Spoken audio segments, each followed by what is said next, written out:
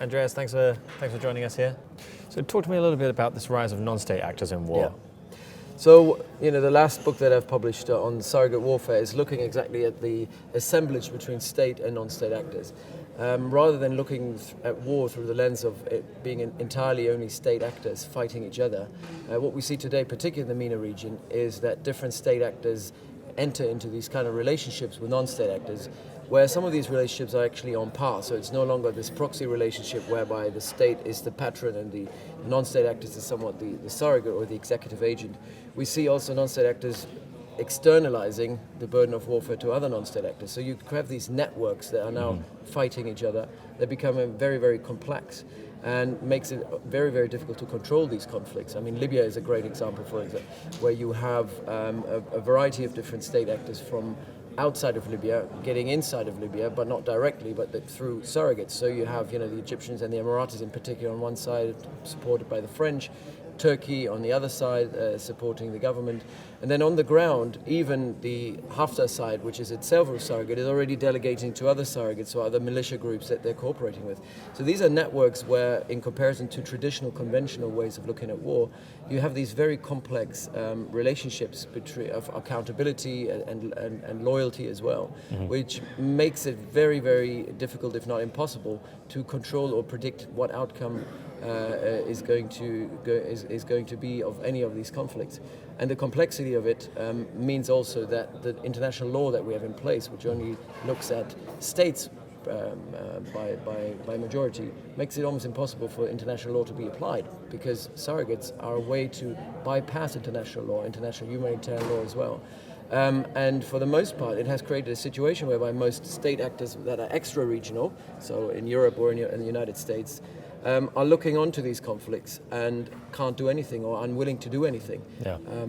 And if they do something, and we've seen that with the United States, they also engage in surrogate warfare rather than doing it themselves, because they're risk averse, because they're trying to avoid being dragged in lengthy conflicts. So, the relationship between the United States and the Kurds, for example, if we look at the relationship of the Americans with the Kurds in Syria, what we see as well is that America wanted to be involved in Syria without getting directly involved, without being dragged into another lengthy war such as Afghanistan or Iraq, because nobody in America has any stomach for these kind of operations. Plus, the national interests are not as high or as urgent for them to provide a prerequisite for actually getting involved.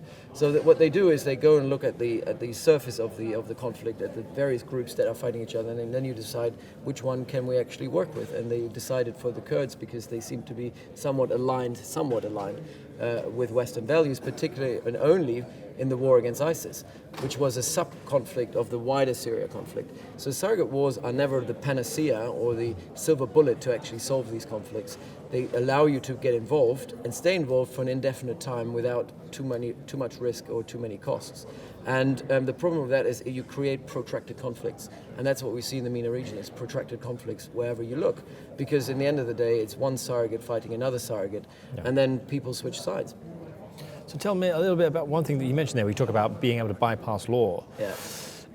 From my understanding, it's pretty tricky to be able to predict the stability of war crimes, but also the humanitarian crises that come from these conflicts as well. Is that a fear?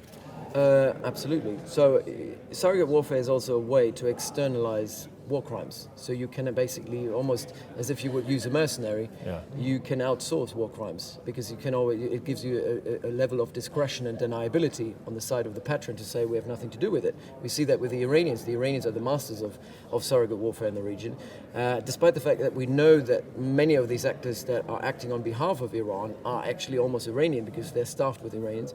The Iranian government can always say, well, we have nothing to do with that. We don't control these people. And whatever they do, they do. If they commit war crimes, it's a shame, but we have nothing to do with it, when in reality they are being controlled by the government. So there are a lot of problems. There are problems when it comes to international law in terms of the sovereignty principle. When you have a surrogate intervening in another place, it doesn't really violate international law, because it's not a state crossing the border of another state. So you can meddle inside. And again, we've seen the Iranians do this. We see the Americans do this. We see the Russians doing it with mercenary groups in Libya and in Syria. And the range of surrogates that you have to your availability are non-state actors, traditional militia groups or insurgency groups, but also private military or security companies that are working on behalf of states, Technology is another surrogate. So, we use drones, we can use artificial intelligence in the information space to kind of externalize to technological surrogates. So it becomes a very complex assemblage of different actors that are competing in a never-ending spiral of violence.